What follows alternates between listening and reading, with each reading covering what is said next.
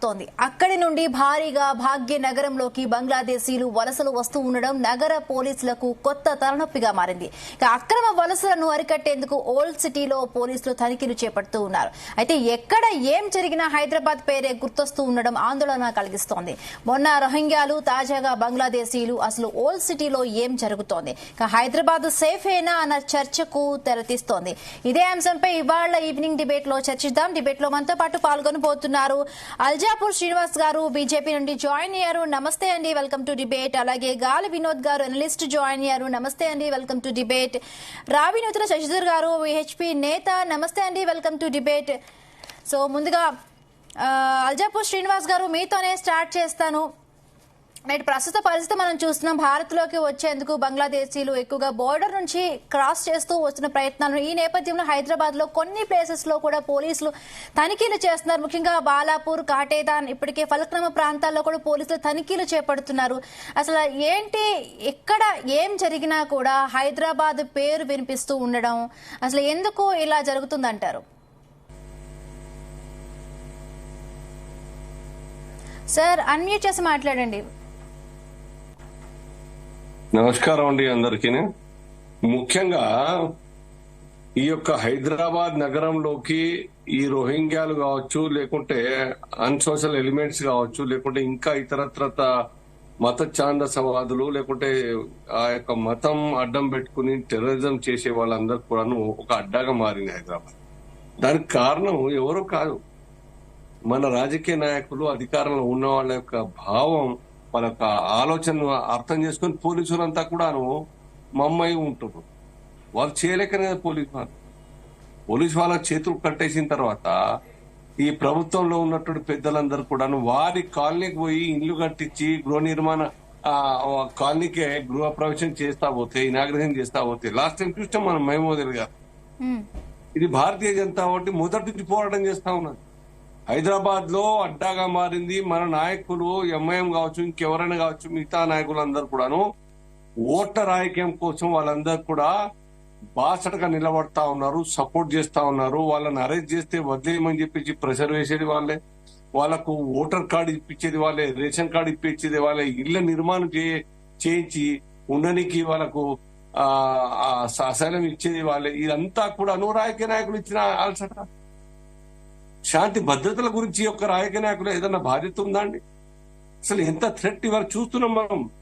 వందలాది మంది, వేలాది మంది యొక్క హిందువులు ఆ యొక్క బంగ్లాదేశ్ లో ఏ రకంగా ఆ యొక్క మూకలను తట్టుకోలేక చావు బతుకులు బిక్కుమంటూ అనేక మంది హిందువులు చచ్చిపోతా ఉన్నారు.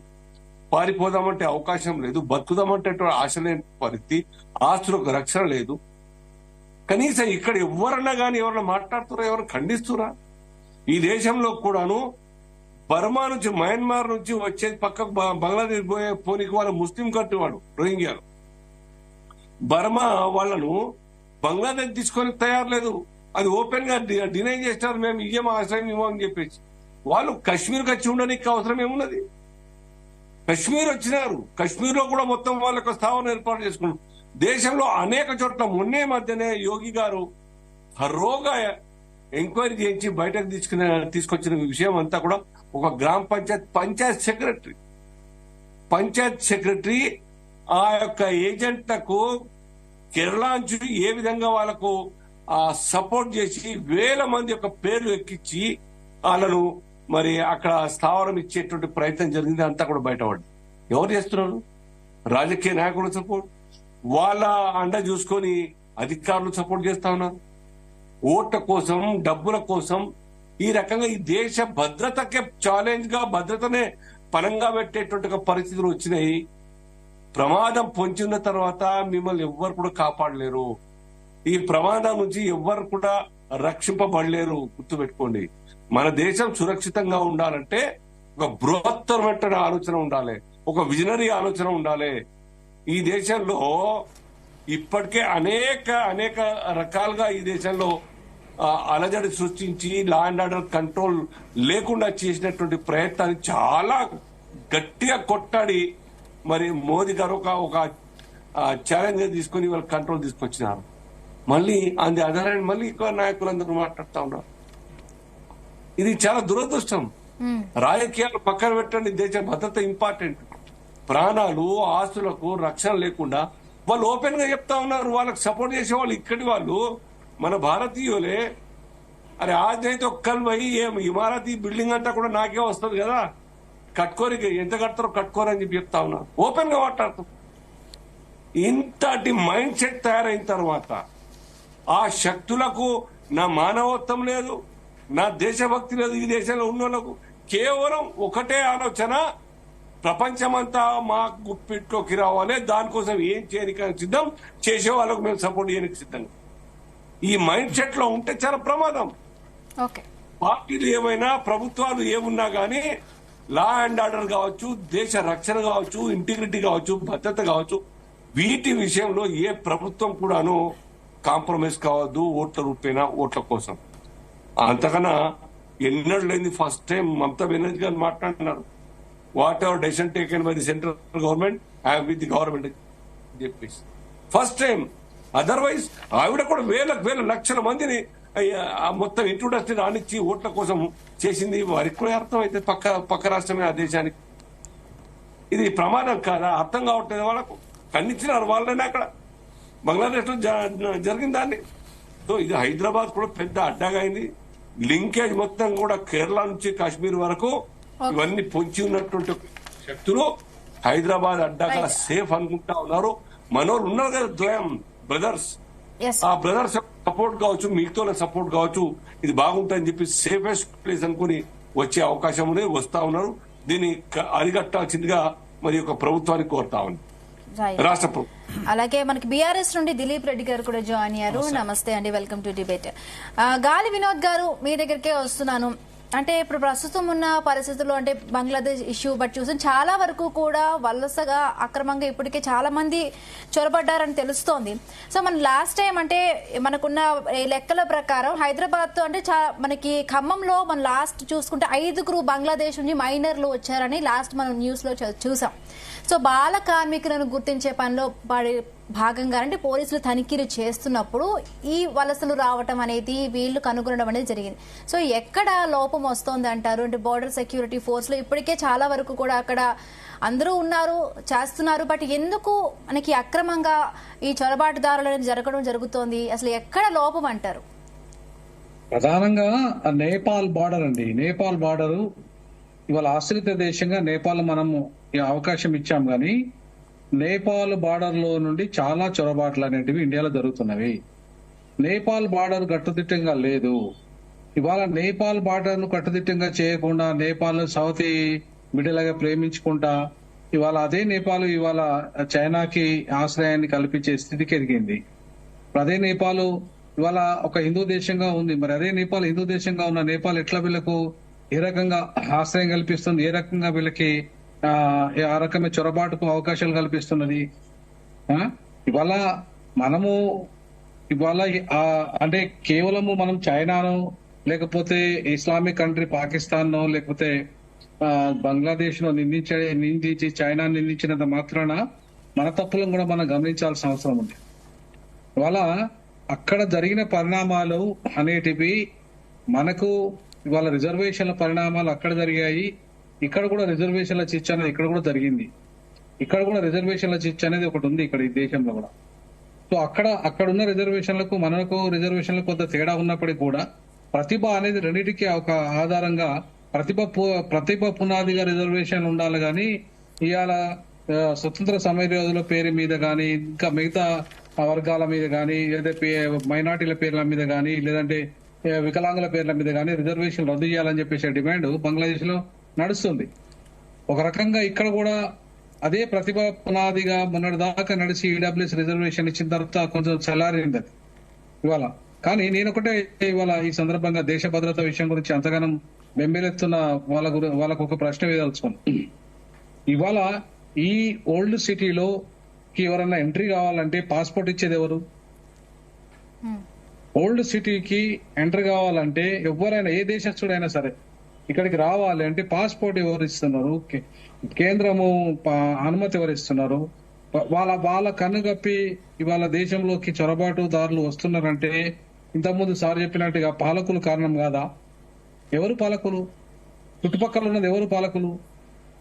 వాళ్ళ బంగ్లాదేశ్, ఇప్పుడు బంగ్లాదేశ్ కు సరిహద్దులో ఉన్నది ఎవరు? వెస్ట్ బెంగాల్ ఉంది. వెస్ట్ బెంగాల్ సరిహద్దు ఉన్నప్పుడు వెస్ట్ బెంగాల్ ముఖ్యమంత్రి వాళ్ళ చాలా అంటే ఓట్ బ్యాంక్ రాజకీయాల కోసము ఇలా విపరీతమైన వలసలు ప్రోత్సహించింది ఆమె కాదా? మమతా బెనర్జీ గారు కాదా? సో ఇవాళ మమతా బెనర్జీ గారు చేసిన తప్పిదాల కారణంగా ఇవాళ బంగ్లాదేశీయులు అత్యధికంగా చొరబాటుదారులుగా మన ఇండియాకి ఎంటర్ అయ్యారు. ఈవెన్ ఈ వాళ్ళు కూడా ఎవరైతే రోహింగ్యాలు ఉన్నారో రోహింగ్యాలు కూడా అక్కడికి వెళ్ళి వచ్చారు. సో కాబట్టి ఇవాళ మన పాలక సమాజం ఎవరైతే ఉన్నారో పాలక సమాజము ఇవాళ ఓట్ బ్యాంక్ రాజకీయాల కోసం ఎవరెవరినో తీసుకొచ్చి వాళ్ళ కొత్త ఓట్లు వేసి దొంగ ఓట్లు వేయించి వాళ్ళతోని అధికారం తెచ్చుకోవడానికి ఇష్టారాజ్యంగా ఇవాళ ఓల్డ్ సిటీ అడ్డగా మారిందా లేదా? మరి దానికి మారడానికి బీజేపీ దాని మూడో టర్మ్ ఈ దేశాన్ని పరిపాలిస్తున్నప్పుడు వాళ్ళని ఎరివేయడంలో పాత్ర ఎవరిది ఉండాలి? ప్రధానంగా రాష్ట్ర ప్రభుత్వం కంటే కేంద్ర నిఘా వర్గాలు ఉండాలా. ముఖ్యంగా కేంద్రమే ఇవాళ వలసలను బాగా అడ్డుకునే పరిస్థితి కేంద్రం దగ్గర ఉంటది. రాష్ట్రం సహకరించే స్థితిలోనే ఉంటది తప్ప రాష్ట్రం అనుమతులు ఇవ్వదు. రాష్ట్ర ప్రభుత్వాలు అనుమతులు అనేటివి ఇవ్వవు. వీసాలు అనుమతులు ఇచ్చేదంతా కేంద్ర ప్రభుత్వమే. ఇవాళ ఇట్లాంటి టెర్రరిస్టులను కంట్రోల్ చేయాల్సింది, లేదంటే ఇట్లాంటి అక్రమ వలసలను కంట్రోల్ చేయాల్సిన మేజర్ బాధ్యత, ప్రధాన బాధ్యత కేంద్ర ప్రభుత్వాన్ని. మరి కేంద్ర ప్రభుత్వం ఎవరి చేతుల్లో ఉంది? కేవలం రాష్ట్ర ప్రభుత్వాల మీద మాత్రమే ఇవాళ ఈ నేపాన్ని నెట్టేస్తే అది కేంద్రము తప్పించుకోవడం అవుతుంది. దేశం అనేది అందరికీ ముఖ్యము. రాజకీయాల తర్వాత రాజకీయాలు అనేటివి ఇవాళ ఎవరైనా ఏ రకమైన కొందరు రిజర్వేషన్ల పేరు మీద, కొందరు మతం పేరు మీద, కొందరు కులం పేరు మీద, ఇంకా కొందరు ప్రాంతం పేరు మీద, భాష పేరు మీద రకరకాల రాజకీయాలు చేస్తే అవకాశాలు ఉన్నాయి ఈ దేశం. కానీ అందరికంటే బాబాసాహెబ్ అంబేద్కర్ భారత రాజ్యాంగంలో స్పష్టంగా ఇవాళ ఆయన ఒక మాట చెప్తాడు, ఈ దేశం పౌరునిగా, ఈ దేశంలో గర్వించే పౌరునిగా నేను ఉండాలంటే ఈ దేశం నాకు భద్రత కల్పించాలి, ఈ దేశం నాకు స్వేచ్ఛ కల్పించాలి, ఈ దేశం నాకు సమానత్వం కల్పించాలి, ఈ దేశంలో నాకు అన్ని రకాల భాగస్వామ్యం కల్పించాలని చెప్తున్నాడు బాబాసాహెబ్ అంబేద్కర్. మరి ఇవాళ సమానత్వం లేని ఆ అసమానతలుగా అన్ని రంగాల్లో ఎదుర్కొంటున్న అనేక వర్గాలు ఇవాళ ఈ దేశంలో వేరే వర్గాలకు ఇలా వత్తాసు పలికే పరిస్థితి ఉంది. ఇట్లాంటి అనేక సమస్యల్ని కూడా చర్చించాల్సిన అవసరం ఉంది. ఇవాళ బంగ్లాదేశ్ ఒక బూచిగా చూపెట్టి దాని మీద పాకిస్తాన్ ఒక బూచిగా చూపెట్టి మన తప్పిదాలను మాత్రము సపరేక ఉంటే ఇవాళ దేశ రక్షణ ఉండదు. ఓకే వినోద్ గారు. శశిధర్ గారు, అంటే ఇప్పటికే రోహింగ్యాలు ఓల్డ్ సిటీలో ఉన్నారని వార్తలు వచ్చాయి, ఇప్పుడు బంగ్లాదేశీలు కూడా వస్తున్నారు. సో ఈ పరిణామాలన్నీ కూడా ఎలా అంటే ఎలాంటి సిచ్యువేషన్స్ కి దారితీస్తాయి? భాగ్యనగరం హైదరాబాద్ లోపల బంగ్లాదేశీ చొరబాటుదారులు, రోహింగ్యా చొరబాటుదారులు గడిచిన 4 దశాబ్దాలుగా వస్తున్నారు.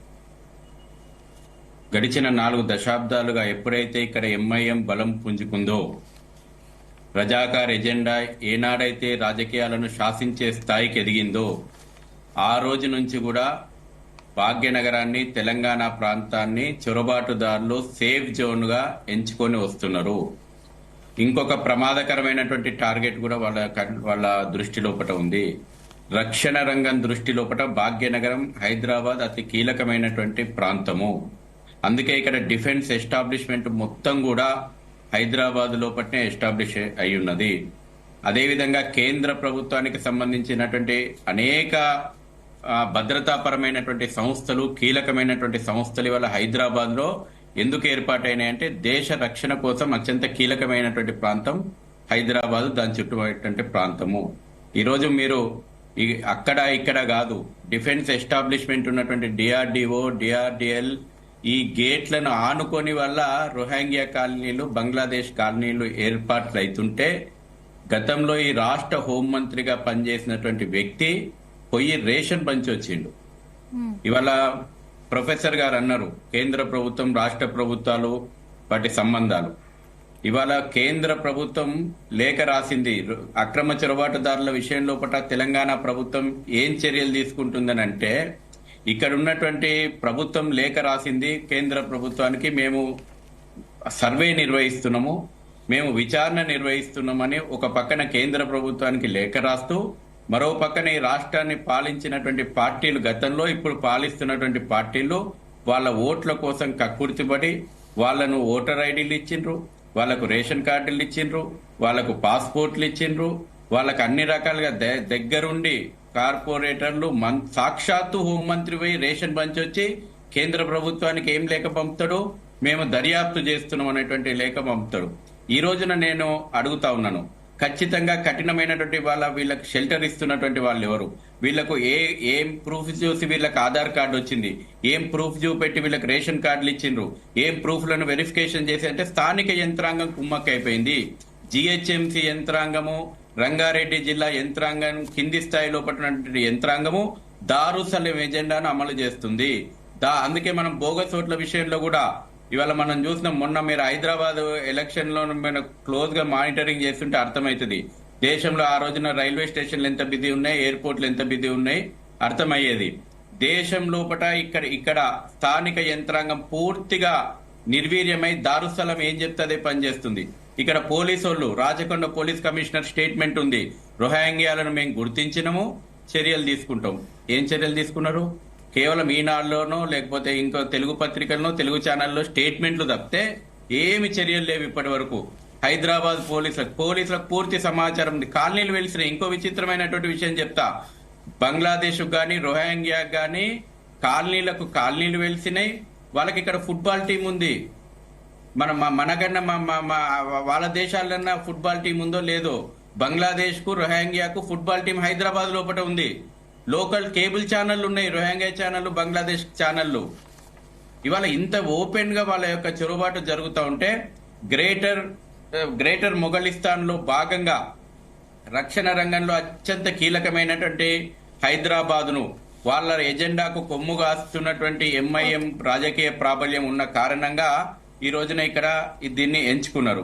ఈ రోజున మనం చూస్తున్నాం ప్రపంచవ్యాప్తంగా చొరబాటుదారుల సమస్య ఇవాళ ప్రజాస్వామ్యంలో పుట్టినిల్లే మాదని చెప్పుకుని గొప్పలు చెప్పుకుంటున్నటువంటి యూకేలో చొరబాటుదారుల సమస్య కారణంగా ఏ రకమైనటువంటి ఇబ్బందులు ప్రజలు ఎదుర్కొంటున్నారో.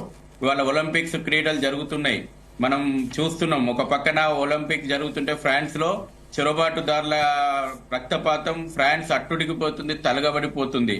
అనేక విషయాలు ఇవాళ బంగ్లాదేశ్ పక్కనటువంటి బంగ్లాదేశ్ చెప్పండి అమ్మా. నాకు మిగతా ప్యానలిస్టులు కూడా ఉన్నారు కదా, వాళ్ళు మాట్లాడినంతసేపు విన్నా కదా నేను. విషయం ఎందుకు మీరు పదే పదే ఆపుతారు? అసలు విషయం చెప్తున్నా నేను.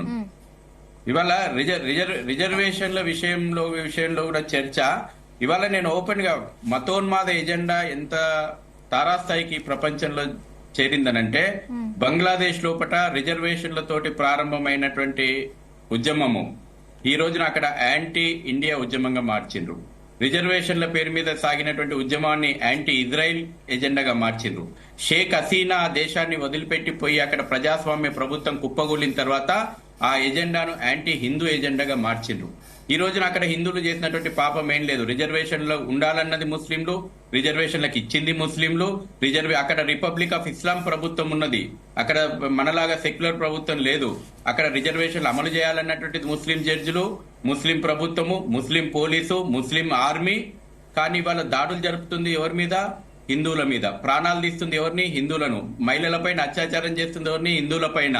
ఇవాళ అక్కడ దేవాలయాలను ధ్వంసం చేస్తున్నారు. కాబట్టి ఇస్లామిక్ మతోన్మాద ఎజెండా ఒక బంగ్లాదేశ్ లోనో, ఇవాళ మనం యూకేనో, సిరియానో చూస్తున్నాం. వరుసగా వాళ్ళ ఎజెండా ఎంత ఘోరంగా అమలు చేస్తున్నారో, ఒక దీర్ఘకాలికమైనటువంటి ప్రణాళికతోటి వాళ్ళు భారతదేశాన్ని దారుల్ ఇస్లాం చేయాలనేటువంటి సంకల్పంలో భాగంగా వాళ్ళు ఓపెన్ గా ప్రకటించుకుంటున్నారు. రండి, ఇక్కడ మీకు షెల్టర్ ఇస్తాం. అనేక స్వచ్ఛంద సంస్థలు ఉన్నాయి, వాటి మీద దర్యాప్తు చేయాలి. ఎందుకు కఠినమైనటువంటి చట్టాలు రావాలి? ల్యాండ్, మన ప్రొఫెసర్ గారు చెప్పిన దానికి నేను చెప్తున్నాను, ల్యాండ్ ఆర్డర్ రాష్ట్ర ప్రభుత్వాల చేతుల్లో ఉన్నాయి. నేను ఇవాళ ఛాలెంజ్ చేసి కేంద్ర ప్రభుత్వం ఏం చేస్తుందని మాట్లాడిండ్రు కదా. ఇవాళ కేంద్ర పాస్పోర్ట్ కావాలి అని అంటే, లేకపోతే వీళ్లకు అక్రమంగా వలస వచ్చిన తర్వాత గతంలో బిఎస్ఎఫ్ పరిధి 50 కిలోమీటర్లు ఉంటుండే. ఈ రోజున మనం బిఎస్ఎఫ్ పరిధిని పెంచుతామంటే రాష్ట్రాల హక్కులను కేంద్రం హరిస్తుందని చెప్పేసి దాన్ని ఒప్పుకోమనేటువంటి రాజకీయాలు మనం చూస్తా ఉన్నాం. ఇవాళ బార్డర్లలో ఎందుకు చెరబాట్లు జరుగుతున్నాయి? ఎందుకు ఇవాళ అస్సాంలో ఉన్నటువంటి జాతీయవాద ప్రభుత్వం ప్రివెంట్ చేయగలుగుతుంది? ఎందుకు వెస్ట్ బెంగాల్ చెప్తా సార్ నేను, ఎందుకు వెస్ట్ బెంగాల్ ఈ సమస్య పరిష్కారం అవుతుంది కదా, కేంద్రంలోకి వస్తుంది కదా. ఈ రోజు నేను ఆ చర్చలకు నేను బోదలుచుకోలేదు. నేను ఇవాళ నేను ఫోకస్ చేయాలనుకున్నది బిఎస్ఎఫ్ పరిధి, బార్డర్ సెక్యూరిటీ ఫోర్స్ పరిధి పెంచుతామంటే ఎక్కడైతే జాతీయవాద ప్రభుత్వాలు ఉన్నాయో వాటిని సమర్థవంతంగా అమలు చేసేందుకు ముందుకు వచ్చినాయి. ఓటు బ్యాంకు రాజకీయాలు ఇవాళ మనం వెస్ట్ బెంగాల్లో చూసినాం. చొరబాటుదారుల ఓట్లతోటే మేము గెలవాలని చెప్పేసి వాళ్ళ మీద చర్యలు తీసుకోమని ప్రకటించినటువంటి రాజకీయాలు మనం చూస్తున్నాం. ఇవాళ చూస్తాం బీజేపీకి బీ టీమ్ గా ఉన్నది ఎంఐఎంఏ కదా. ఇప్పుడు మాట్లాడినాయండి ప్రొఫెసర్ గారు, నన్ను మాట్లాడినాయండి. ఇవాళ చెప్తాను, మీరు దీన్ని కూడా మీరు ప్రొఫెసర్ లాంటి మీరు కూడా దీన్ని వాస్తవాలను చర్చించకుండా రాజకీయ ముసుగుతోటి మీరు చెప్పండి. మీరు బీజేపీ వ్యతిరేక ఎజెండా నేను అన్ని మీరు చెప్తే మీరు ప్రొఫెసర్ అనే ట్యాగ్ తీసేస్తే మనం మాట్లాడదాం. కానీ మీరు ప్రొఫెసర్ అనేటువంటి ట్యాగ్, విశ్లేషకులు అనేటువంటి ట్యాగ్ కేంద్ర వాస్తవాలే. నేను కూడా అందుకే నేను మాట్లాడుతున్నాను, వినండి, కొంచెం విఘ్నులుగా వినండి. కేంద్ర ప్రభుత్వాన్ని మీరు మధ్యలోకి తీసుకొచ్చి, కేంద్ర ప్రభుత్వం రోల్ ఏందండి మీకు తెలియదా? మీరు లాలో కూడా ఉన్నారు ప్రొఫెసర్ గా. కేంద్ర ప్రభుత్వం రోల్ ఏంది? ల్యాండ్ ఆర్డర్ ప్రాబ్లం ఎవరి చేతులు ఉంటది ప్రొఫెసర్ గారు?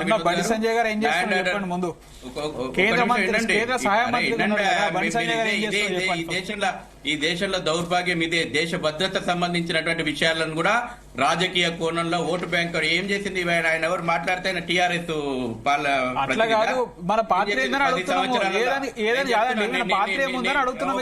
ఒక నిమిషం నీ ఫోటో కూడా కనబడుతుంది. అందరికి సమయం ఇవ్వాలి కదా, వచ్చింది దగ్గర సమాధానం లేక మళ్ళీ దాటేయకండి.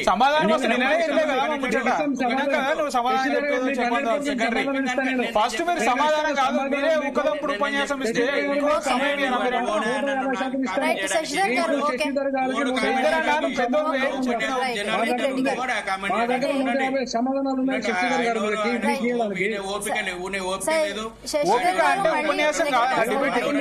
దిలీప్ రెడ్డి గారు చాలా వరకు కూడా లోకల్ సపోర్ట్ లేకుండా కూడా ఇక్కడికి వచ్చే ఛాన్స్ లేదని అంటున్నారు. లోకల్ సపోర్ట్ అంటే ఇప్పుడు మనం చూస్తున్నాం, గత 10 సంవత్సరాలుగా తెలంగాణ ప్రభుత్వం వచ్చినాక ఒక్క ఉగ్రవాది కూడా, ఒక ఉగ్రదాడికి సంబంధించిన ఘటన కూడా మన తెలంగాణ రాష్ట్రంలో జరగలేదు. అంటే శాంతి భద్రతలు కట్టుదిట్టంగా ఉన్నాయి. ఈ రోజు కూడా ఎక్కడైనా ఉంటే వాళ్ళు చర్యలు తీసుకుంటే తప్పులేదు. వాళ్ళు పోయి ఎక్కడైతే ఉన్నారో స్పెసిఫిక్ ఏరియాని టార్గెట్ చేసి చేయని, ఇబ్బంది ఏం లేదు. అక్కడే ఉన్నారనిపిస్తే అక్కడ చేయని. కానీ వాళ్ళు ఏదో ఓట్ల ఎజెండాగానో లేకపోతే ఒక జాతీయ ఎజెండాగానో తీసుకోకుండా, ఇది జాతీయ సమగ్రతకు సంబంధించిన అంశం కాబట్టి వాళ్ళు ఆ కోణంలో తీసుకొని విచారణ చేయాలని చెప్పి కోరుకుంటా ఉన్నాం. ఇప్పుడు మన బంగ్లాదేశ్ పరిస్థితి ఏమున్నది? 30 లక్షల మంది ప్రాణత్యాగంతో వచ్చిన 1971లో వచ్చిన బంగ్లాదేశ్ పరిస్థితి ఏంది?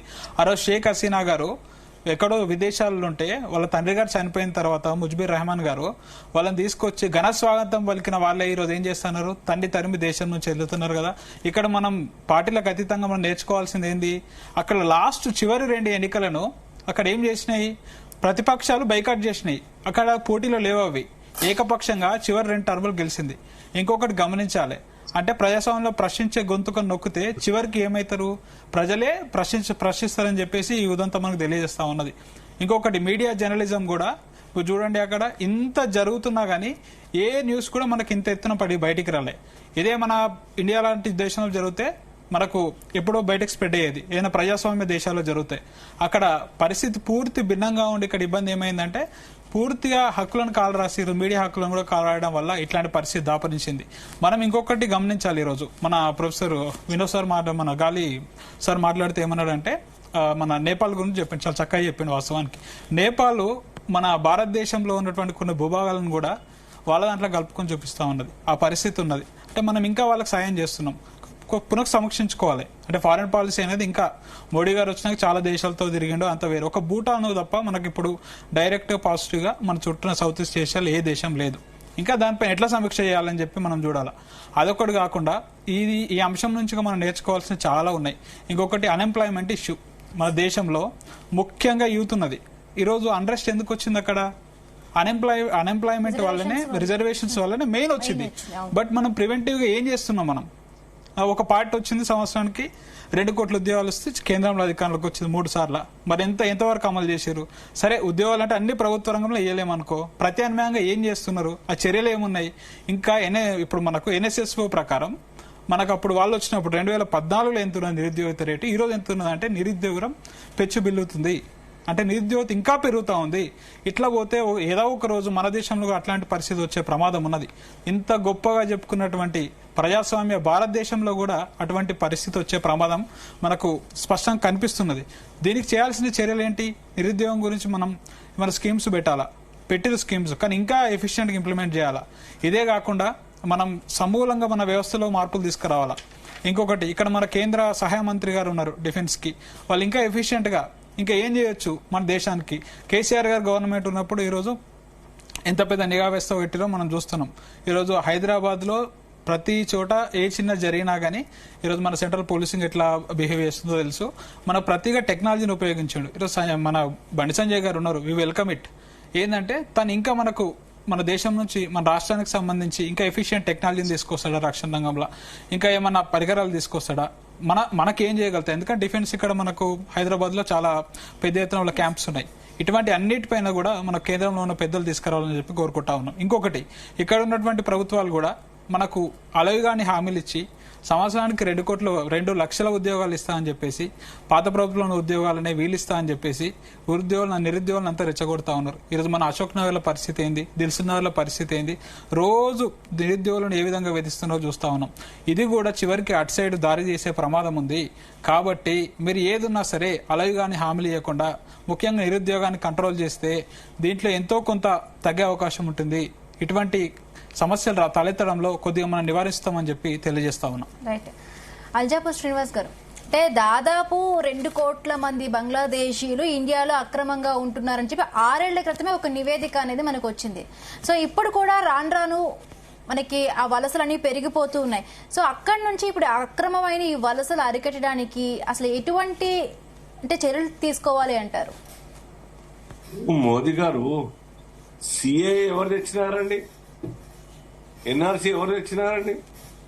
భారతీయ జనతా పార్టీ అధికారంలోకి వచ్చిన తర్వాత ఈ ప్రక్షాళన జరగాలి. ఎవరు భారతీయులు, ఎవరు బయట వాళ్ళని ఏం చేయాలా? డిపోర్ట్ చేయడమా, లేకుంటే సెల్లో పెట్టడమా, ఒక హౌస్ అరెస్ట్ లాంటి ఒక కాంపౌండ్ తయారు చేసి పంపించడమా, లేకుంటే ఉంచడమా, లేకుంటే బయటకు పంపించడం ఉద్దేశంతోనే కదా ఆ సర్వే చేద్దామని.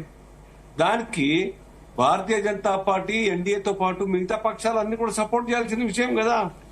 మా ప్లేస్ లో మీరున్నా గానీ, ఇవాళ కాంగ్రెస్ పార్టీ గానీ కమ్యూనిస్ట్ గానీ అధికారులు ఉంటే అదే పని చేయాలని కోరుకోవాలి. దానికి వేరే పరిష్కారం లేదు. ఇవాళ ఎవరైనా రాణిస్తున్నారా? హసీనాకు కూడా ఇంగ్లాండ్ రిజెక్ట్ చేసింది కదా. హసీనానే కాదు, ఇంకెవ్వరైనా కూడా తీసుకునే పరిస్థితి లేదు. ఇంతకుముందు నేను చెప్పినట్టుగా బర్మా దేశంని లేకుంటే రోహింగ్యాల్ని కూడా ఎవరు తీసుకొని తయారు లేకపోతే మన భారత్ లో మన నాయకులే ఓట్ల కోసం ఎన్రోల్ చేయించి వాళ్ళకు ఆశ్రయం కల్పించి వాళ్ళకు గెస్ట్ లాగా చూస్తూ వాళ్ళకు పెంచి పోషించే అలవాటు ఎవరు చేస్తా ఉన్నారు? కాబట్టే మోదీ ప్రభుత్వం ఈ యొక్క స్టెర్న్ యాక్షన్ తీసుకోనికి ముందుకొచ్చింది. దానికి కూడా గగ్గులు, దానికి కూడా మొత్తం పొలిటికల్ పార్టీలు మొత్తంగా కూడా ముందుకొచ్చి వాళ్ళకి అందరికి సపోర్ట్ చేయడం జరిగింది. ఇది మతాలతో సంబంధించిన విషయం కాదు, దేశ భద్రతకు సంబంధించిన విషయం. దేశ ప్రజల యొక్క ప్రాణాలకు, ప్రజల యొక్క ఆస్తులకు రక్షణ కల్పించాల్సినటువంటి విషయం. అది చాలా సున్నితమైన విషయం. దాని గురించి మాట్లాడితే మీతో అందరూ కూడా ఇప్పటికి కూడా అనేక రకాలుగా మీరు మాతో ముస్లింలను దూరం చేయడానికి మాట్లాడుతున్నారు, ముస్లిం దూరం చేయడానికి ఆ చట్టం తీసుకొస్తా ఉన్నారు. ఇది అర్థం ఉన్నది అందులో? ఎవరు చేస్తా ఉన్నారు ఇక్కడ చెప్పండి? ఏవైతే ఇన్సిడెంట్స్ జరుగుతా ఉన్నాయి ఈ దేశంలో వాళ్ళ పేర్లు ఏముంటాయి చూడండి మీరు. రక్తపాతం ఎవరి ద్వారా వస్తున్నాయి, ఎవరైనా పట్టుబడితే వాళ్ళ పేర్లు ఏముంటాయి చూడండి. ఏ మతానికి, ఏ సామాజిక వర్గానికి సంబంధించిన వాళ్ళు ఉంటాయా? ఆలోచించండి. కేవలం భారతే కాదు, ఆ మైండ్ సెట్ అంతా కూడా ప్రపంచంలో అన్రెస్ట్ గా ఉన్నదంటే వాళ్ళు మాత్రమే. అందరూ నేను చెప్పకొచ్చిన ఉన్నోళ్ళందరూ వాళ్ళే. ఇవాళ సిరియా పరిస్థితి ఏమిటి? దేశం అంతా మహానగరాలు అన్ని కూడా శ్మశానాలుగా తయారైనాయి. 2 వర్గాల ముస్లింస్, మళ్ళా ఇరాన్, ఇరాక్ 2 ముస్లింసే కంట్రీలు ఎందుకు కొట్లాడుకున్నాయి? ఆఫ్ఘనిస్తాన్, పాకిస్తాన్ ఇప్పటికునే పరిస్థితి ఎందుకు కొట్లాడుతా ఉన్నాయి? ఈ టెర్రరిజం అనే ఒక మైండ్ సెట్ ఇంకెవ్వరికి లేదు. ప్రపంచ వ్యాప్తంగా వాళ్ళంతా కూడా ఒక యోజనాబద్ధంగా దేశాన్ని అండర్స్ట్ గా, ప్రపంచాన్ని అండర్స్ట్ గా తయారు చేయాలని అర్థం. బ్రహ్మని అవకాశం ఇస్తే అనేక దేశాల్లో వాళ్ళే రాజ్యం ఏలాలే, మాకు రిజర్వేషన్ ఉండాలని కోరుతా ఉన్నారు. కేరళలో 50% మేము దాటిన మా సంఖ్య, ముస్లిం మాత్రమే కలెక్టర్ రావాలి. ఇదాన్ని జులుస్లు, దానికి సపోర్ట్. ఇది రాజకీయాలకు సంబంధించిన విషయం అని చెప్పండి, ఖండించాల్సిన బాధ్యత కాదా? సో ఇది ఒక పార్టీకో, ఒక వర్గానికో, ఒక మతానికో సంబంధించిన విషయం కాదు. ఫస్ట్ నేషన్ ఫస్ట్ ఉండాలి అందరు కూడా. దేశ భద్రత, దేశ సంస్కృతి సాంప్రదాయాల రక్షణ గురించి మీరు మాట్లాడండి, దాన్ని ప్రొటెక్ట్ చేసే ప్రయత్నం చేయండి. ఎక్కడైతే హిందువులు ఎక్కువగా ఉంటారో అక్కడ శాంతి ప్రజ్వలిస్తుంది. ఎక్కడైతే మెజార్టీ తగ్గి వాళ్ళు ఉంటారో అక్కడ అశాంతి ఉంటుంది. మీరు చూడండి దేశం మొత్తంలో సెన్సిటివ్ ఓటింగ్ బూత్, పోలింగ్ బూత్లు ఎక్కడ ఉన్నాయి చూడండి.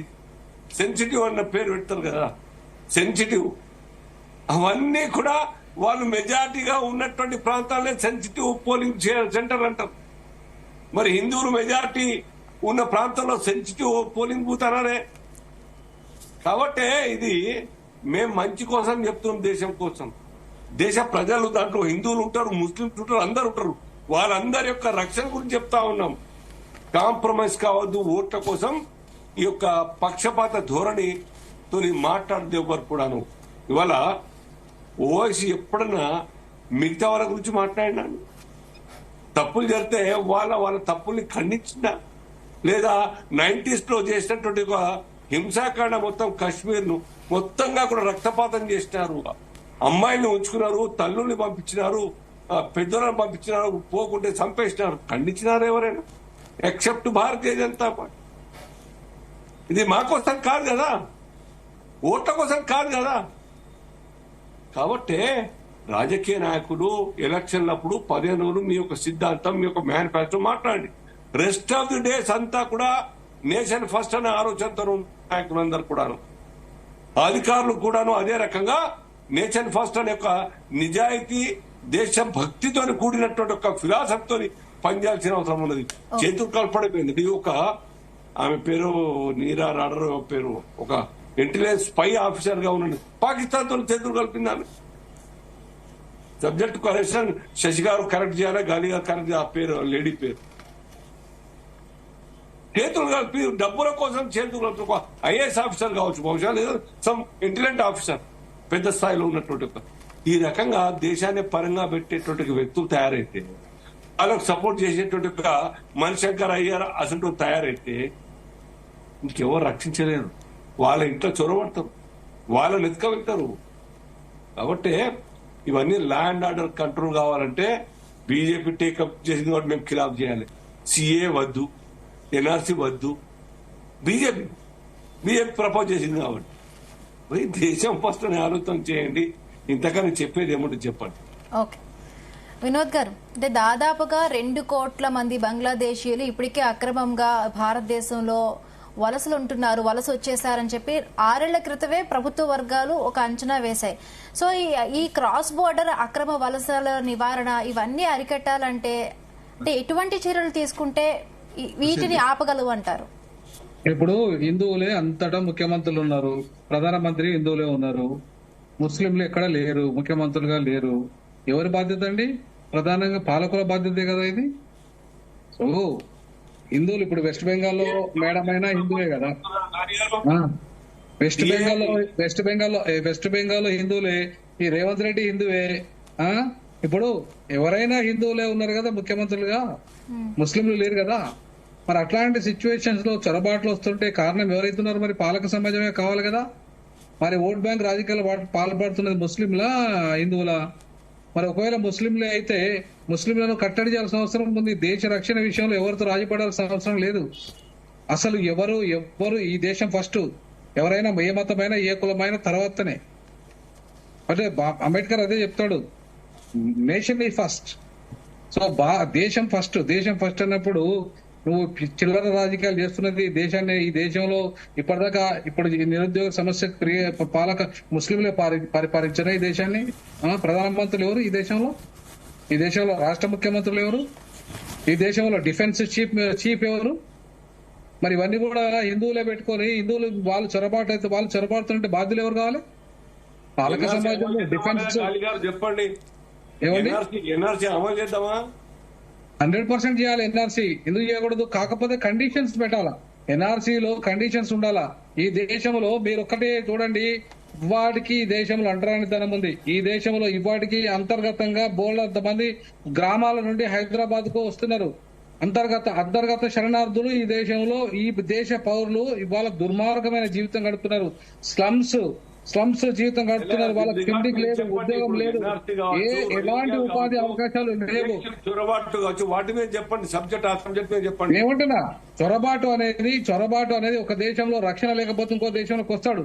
వచ్చేటప్పుడు ఆ చొరబాటును కంట్రోల్ చేయాల్సింది సైన్యము. అక్కడ చాలా పకడ్బందీగా సైన్యానికి స్వేచ్ఛ ఇవ్వగలిగితే ఈ దేశంలో ఖచ్చితంగా సైన్యం తన యొక్క పని చేసుకుంటూ పోతుంది. సైన్యంకు స్వేచ్ఛ ఇవ్వకుండా, లేదంటే సైన్యం మీద వేరే నెపం నెట్టి, లేదంటే సైన్యానికి ఇవ్వాల్సిన బడ్జెట్ ఇవ్వకుండా, సైన్యానికి ఇవ్వాల్సిన రక్షణ ఇవాళ అడుగుతున్నారండి. హైదరాబాద్ దేశం 2వ రాణిగా అంబేద్కర్ చెప్పిండు. మొత్తం రక్షణ శాఖలని ఇక్కడ ఉన్నాయి 55లో చెప్పిండు. మీరు ఇంతవరకు ఎందుకు చేయలేదు? కాంగ్రెస్ కానీ బీజేపీ కానీ ఈ దేశాన్ని 2వ రాజధాని ఎందుకు మార్చలేదు? గాలి గారు, మీరు ఒక జవాబు చెప్పండి. కశ్మీర్ ని కంట్రోల్ చేసింది మోదీ సర్కార్ అని అప్రిషియేట్ చేస్తున్నారా లేదా మీరు చెప్పండి. ఖచ్చితంగా చేస్తాము. ఎందుకు చేయము? ఖచ్చితంగా చేస్తాం. హైదరాబాద్ కూడా కంట్రోల్ చేయమంటున్నా. సెకండ్ క్యాపిటల్ చేసి హైదరాబాద్ కూడా కంట్రోల్ చేయమంటున్నా. హైదరాబాద్ బాబాసాహెబ్ అంబేద్కర్ వారసుడిగా హైదరాబాద్ లో మొత్తం డిఫెన్స్ అంతా కూడా ఇవాళ చాలా పెద్ద ఎత్తున ఉంది. ఇవాళ డిఫెన్స్ కంటోన్మెంట్స్ ఉన్నాయి. ఇవాళ ఈ కంటోన్మెంట్స్ అంతటి కూడా ప్రొటెక్ట్ చేయాల్సింది కూడా ఎవరు? ఈ కంటోన్మెంట్స్ ఎవరి పరిధిలో ఉంటది? రాష్ట్ర పరిధిలో ఉంటదా? రాష్ట్ర పరిధిలో ఉండదు కదా. కంటోన్మెంట్ ఏరియా అంతా కూడా కేంద్ర పరిధిలో ఉంటది. కేంద్ర పరిధిలో కంటోన్మెంట్స్ ఉన్నప్పుడు ఈ దేశంలో ఒక రాష్ట్రపతి నిలయం ఎప్పటి నుండో ఉన్నప్పుడు ఈ దేశంలో మొత్తం ఢిల్లీలో ఉన్నట్టుగా సెకండ్ క్యాపిటల్ ఈ దేశాన్ని చేయగలిగితే ఇవాళ ఎవరు వచ్చినా ఎంత పకడ్బందీగా ఉండే అవకాశం ఉంటుంది హైదరాబాద్ ఇంకా. కాబట్టి ఇవన్నీ నిర్ణయాలన్నీ చేయాల్సిన వాళ్ళు చేయకుండా ముస్లింలు ఎంత మైనార్టీలు వాళ్ళు 10% జనాభా లేని వాళ్ళ మీద నెపం నెట్టేసుకుంటా ఇవాళ తప్పంతా వాళ్ళదే అన్నట్టుగా చేస్తే మరి బీజేపీకి బీటీఎం ఎంఐఎం అని మొత్తం దేశమంతా ప్రచారం అవుతుంది. మరి ఎంఐఎం ను ప్రోత్సహిస్తున్నది ఎవరు? బీజేపీ కాదా? మరి బీజేపీ మత రాజకీయాలు చేయట్లేదా? 100% వాస్తవం. ఎందుకు కాదు? మేమంటున్న మాట కాదు ఇది. బీజేపీ కాంగ్రెస్ అంటున్నది, మిగతా పార్టీలే అంటున్నాయి. కమ్యూనిస్టులు అంటారు, అందరూ అంటే అయిపోయింది.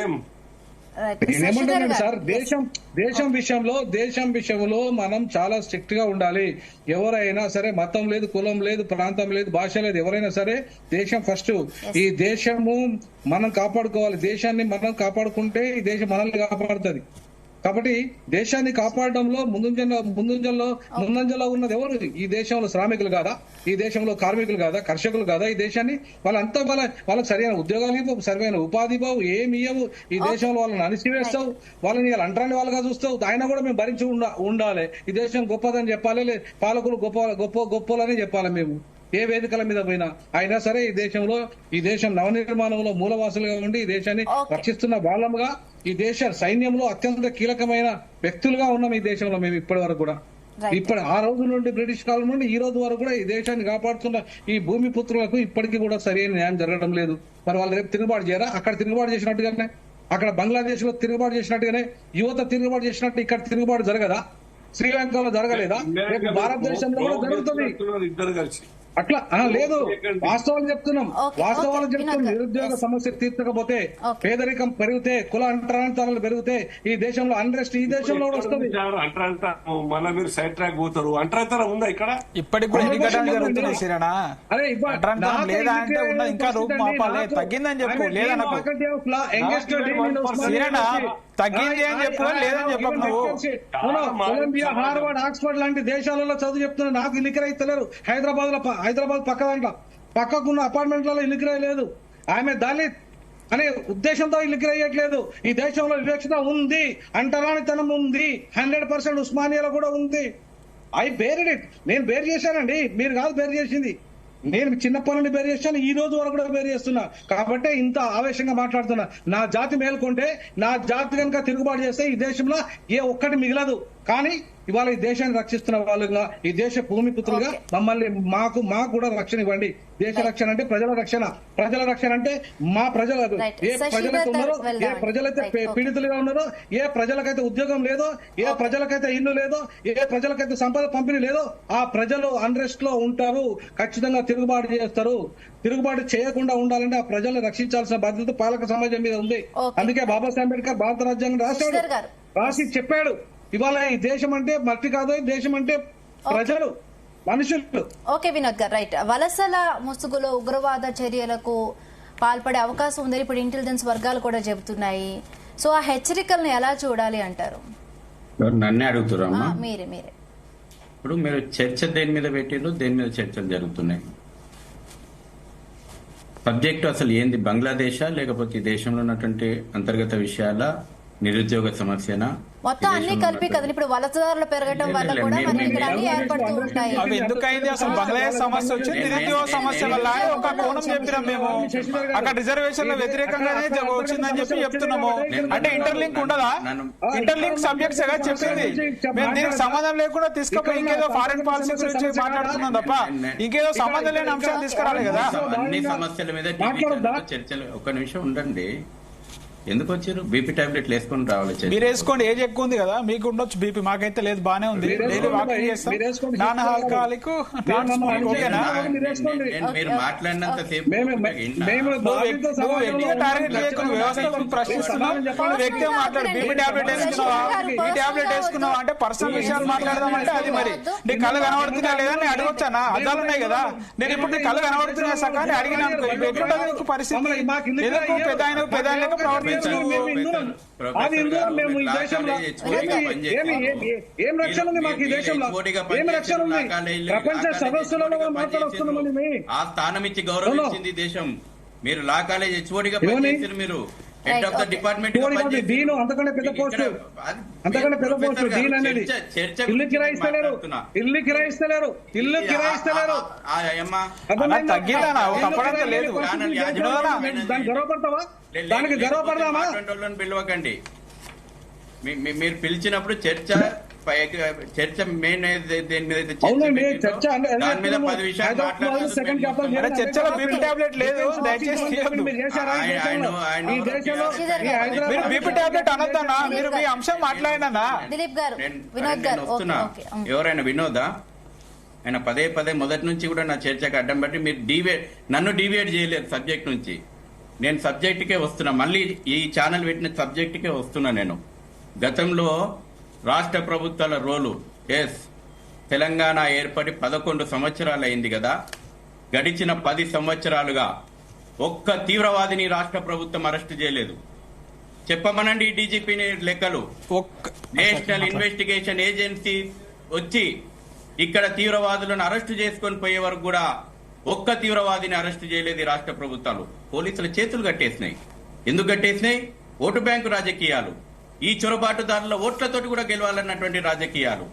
ఇవాళ ఎన్ఐఏ యాక్ట్ వచ్చినప్పుడు కేంద్రం మా రాష్ట్రాల యొక్క పెత్తనాన్ని హరిస్తుంది.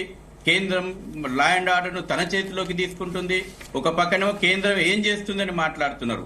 ఈ రోజున గడిచిన నేను తెలంగాణ ఈ తెలుగు రాష్ట్రాల ఎగ్జాంపులే, ఈ హైదరాబాద్ ఎగ్జాంపులే నేను చెప్తాను, ప్రజలకు అర్థం కావాలి కాబట్టి. గడిచిన 10 సంవత్సరాలుగా ఒక్క తీవ్రవాదం యొక్క కేసుని ఈ యొక్క తెలంగాణ రాష్ట్ర పోలీసులు ట్రేస్ చేయలేదు.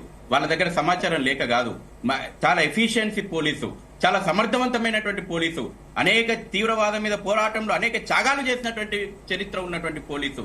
ఎందుకు ఈ రాజకీయాలు చేతులు కట్టేసినాయి? ఈ ఓటు బ్యాంకు రాజకీయాలు చేతులు కట్టేసినాయి. ఎన్ఐఏ సమర్థంగా పనిచేస్తుంది కాబట్టి ఈ రోజు ఈ రకమైనటువంటి పరిస్థితి ఉంది. ఇవాళ హిందూ ముఖ్యమంత్రి లేకపోతే ముస్లిం ముఖ్యమంత్రి, హిందూ ప్రధానమంత్రి, ముస్లిం ప్రధానమంత్రి, ఇది కాదు చర్చ. భారతీయులు ప్రధానమంత్రి, భారతీయ జాతికి సంబంధించినటువంటి వాళ్ళు ప్రధానమంత్రి. ఇవాళ నాట్ ఓన్లీ నేను చాలా విషయాలు చెప్తున్నాండి. కశ్మీర్ విషయం వచ్చింది, ఏం మాట్లాడిండ్రు? కశ్మీర్ల యొక్క పండితుల ఊచకూతగా జరిగినప్పుడు, కశ్మీరీ ఫైల్ సినిమా వచ్చినప్పుడు పనికిమాలిన ఫైల్స్ ఎందుకు మాట్లాడిండ్రు? కండ్ల ముందర జరిగింది కదా, 1990లో కదా, మనందరికి తెలుగులో వచ్చినాక జరిగింది కదా. ఈ రోజుకు ఢిల్లీ లోపల హైదరాబాద్ నడి రోడ్డు మీద షెల్టర్ లేకుండా ఉన్నారు కదా. ఓ పక్కన రోహింగ్యాకు వచ్చినటువంటి బంగ్లాదేశ్ నుంచి వచ్చిన చొరబాటుదారులకు ఇవాళ షెల్టర్లు ఇస్తున్నారు, డబుల్ బెడ్రూమ్ ఇండ్లు ఇస్తున్నారు, రేషన్ కార్డులు వంచొస్తున్నారు మంత్రులు, ఎమ్మెల్యేలు, కార్పొరేటర్లు. కశ్మీరీ బాధితులను ఆదుకోవాలనుకుంటే అది మతతత్వం అయిపోయింది, మతోన్మాదం అయిపోయింది. ఈ రకమైనటువంటి వ్యవహారాలు, సైన్యం ఎస్టాబ్లిష్మెంట్ గురించి మాట్లాడింది. ఇవాళ మనం గర్వపడాలా? గడిచిన 10 సంవత్సరాలుగా భారత సైన్యం యొక్క ఎఫిషియన్సీ గాని, ఎస్టాబ్లిష్మెంట్ గాని, సమకూరినటువంటి ఆయుధాలు గాని ఇవాళ ప్రపంచం లోపల ఒక అద్భుతమైనటువంటి స్వదేశీ పరిజ్ఞానంతో కూడుకున్నటువంటి ఇస్రో మన డిఆర్డిఎల్ లాంటి సంస్థలు అందిస్తున్నటువంటి సాంకేతిక పరిజ్ఞానం ఇవాళ ప్రపంచంలో మెరుగైనటువంటి సైనిక శక్తిగా మనం తయారు చేసింది. ఇక హిందువుల గురించి మాట్లాడినరు, హిందువులే ముఖ్యమంత్రులు. అవును, ఈ దేశంలో యాక్సిడెంటల్ హిందువుల చేతుల్లో పరిపాలన ఉంది, సర్టిఫికేట్ హిందువుల చేతుల్లో పరిపాలన కొంతకాలం ఉంది, భయంకరమైనటువంటి హిందువుల చేతుల్లో చెప్పుకునేటువంటి వాళ్ళ చేతిలో కొంత పరిపాలన ఉంది. తర్వాత అంతసేపు ఉన్న ఏమైంది, ఎవరి చేతిలోపట స్టీరింగులు ఉన్నాయి, రజాకార్ల చేతి లోపల స్టీరింగ్లు ఉన్నాయి. ఇవాళ చేతులు జోడించుకుంది ఎవరు? ఈ కొత్త ప్రభుత్వం లోపల రజాకార్లు జోడించుకున్నారు. ఇవాళ నేను బీజేపీ ప్రతినిధిని కాదు, కానీ వాస్తవాలు నేను మాట్లాడుతున్నాను. గతంలో ఇవాళ ఈ పార్టీ ఏ పార్టీకైనా ఎంఐఎంను కొమ్ముగాస్తూ మళ్ళీ హిందువులను విక్టిమ్స్ చేయాలి, హిందువులను బాధితుల్ని చేయాలా, లేకపోతే రాజకీయాలకు ముడిపెట్టి హిందువుల సమస్య మాట్లాడితే రాజకీయాలతోటి ముడిపెట్టి మాట్లాడాలా? ఎవరండి బహిరంగంగా ఒప్పుకుంది? మా దోస్తు అసద్ అని అక్బర్ అని ఒప్పుకుంది ఎవరు? ఇదే టీఆర్ఎస్ భవన్ లో కేసీఆర్ కాదా? ప్రకటనలు చేయలేదా? అసద్ కూర్చొని దారుస్థలంలో కూర్చొని కారు స్టీరింగ్ నా చేతుల్నే ఉందని ప్రకటన చేయలేదా? మొన్న అక్బరుద్దీన్ తీసుకొచ్చి 15 నిమిషాలు టైం ఇస్తే ఊచకోతకు వస్తా హిందువులను అన్నటువంటి అక్బరుద్దీన్ ఓవైసీని నువ్వు అక్కడ పోటీ చేయి, తను ఖాళీ చేసే సీట్లో పోటీ చేయి, నేను ఉప ముఖ్యమంత్రిని చేస్తా అని మాట్లాడినందు ఎవరు? ఈనాటి ఉన్నటువంటి ముఖ్యమంత్రి కాదా? ఎవరితోటి ఎవరు దోస్తాన్లు ఉన్నారో తెలుస్తలేదా?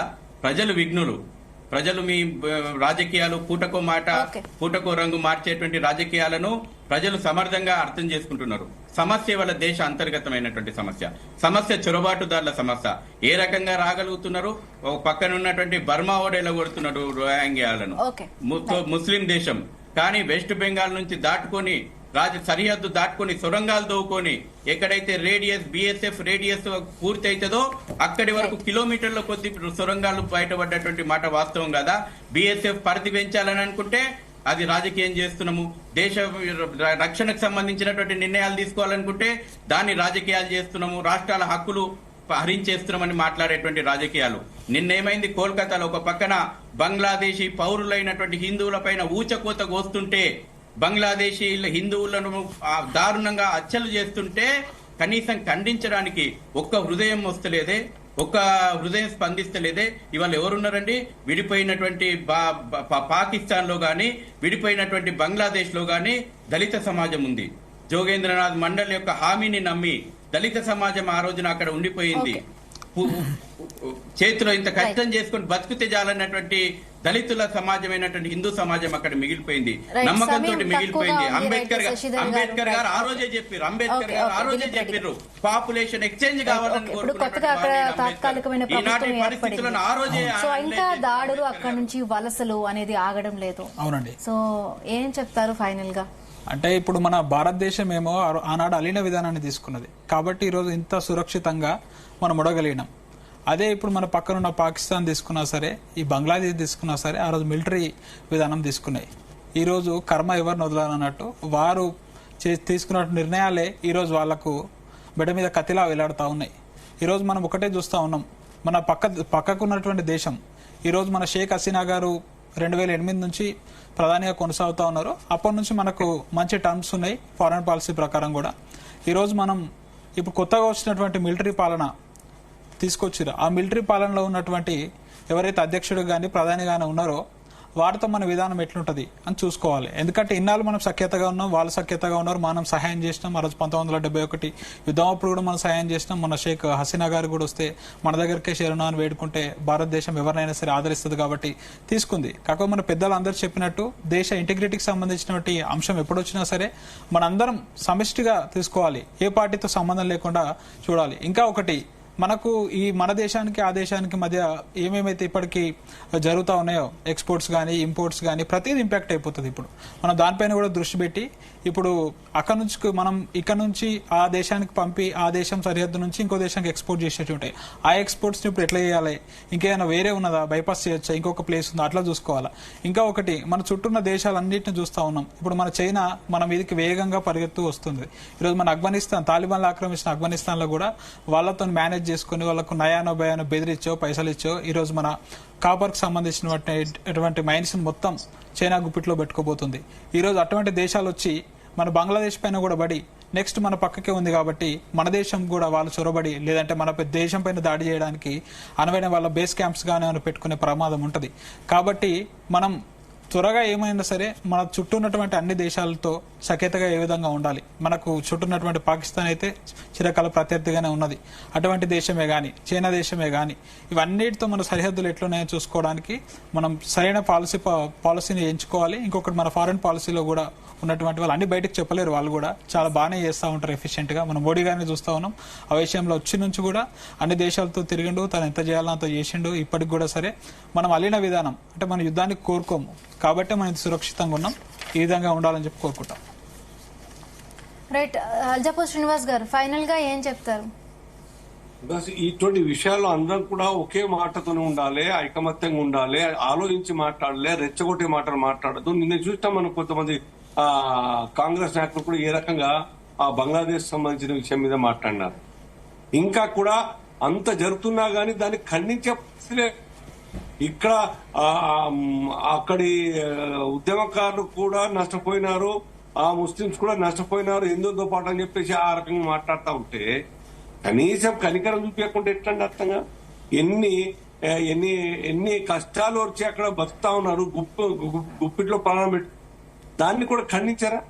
వాళ్ళ దేశంలో వాళ్ళు చేసుకుంటున్నారు ఉద్యోగాల కోసమో లేకుంటే సెటిల్మెంట్ ఏదో మధ్యలో అటాక్ చేయడం హిందువుల మీద, ఆస్తుల మీద, ప్రాణాల మీద, మహిళల మీద, దాన్ని ఖండించాలి మన భారతదేశం కదా. ఎక్కడో ఆ కార్టూన్ రాస్తే ప్రపంచం అంతా గగ్గోలు పెట్టింది కదా, ఇక్కడ కూడా ఖండించింది కదా. మరి అక్కడ జరుగుతున్న హిందువుల మీద సపోర్ట్ గా మాట్లాడుకోవడం కాదా? సో ఇక్కడ హైదరాబాద్ లో కూడా చాలా పెద్ద స్థావరం ఏర్పడ్డది. ఇక్కడ నాయకులు కూడా ఖండించాలి, ఇక్కడ నాయకులు కూడా ఏ సర్కార్ బాగా స్టెన్ యాక్షన్ తీసుకొని ఎవరిని కూడా ఈ ఏరైతారో ఉపేక్షించేది లేదు అనే విషయం గట్టిగా పార్టీలకు అతీతంగా మాట్లాడాల్సిన అవసరం ఉంది. ఇది 1 hour లో మాట్లాడితే వచ్చేది కాదు సబ్జెక్టు, చాలా లెంది సబ్జెక్టు. అందరంగా కూడా ఐకమత్యంగా ఉగ్రవాదాన్ని కావచ్చు, తీవ్రవాదాన్ని కావచ్చు, మతోన్మాదాన్ని కావచ్చు ఖండించాల్సిన అవసరం ఉన్నది. ప్రభుత్వం స్టెర్న్ యాక్షన్ తీసుకుంటా ఉంటే దాన్ని సపోర్ట్ గా నిలవాల్సిన అవసరం. అదర్వైజ్ మరో అస్సాం అవుతుంది, మరో పశ్చిమ బెంగాల్ అవుతుంది, మరో కాశ్మీర్ అవుతుంది. అలాంగ్ ది బార్డర్స్ మొత్తం రాష్ట్రాల్లో అన్ని రాష్ట్రాలు ఇదే సమస్య ఉన్నది. సంఖ్య పెరిగిన చోట అశాంతి అంతస్తు వస్తా ఉన్నది. కాబట్టి ఈ విషయాల్లో అందరంగా కూడా ఆలోచించాల్సిందిగా నేను కోరుతా ఉన్నాను. వినోద్ గారు,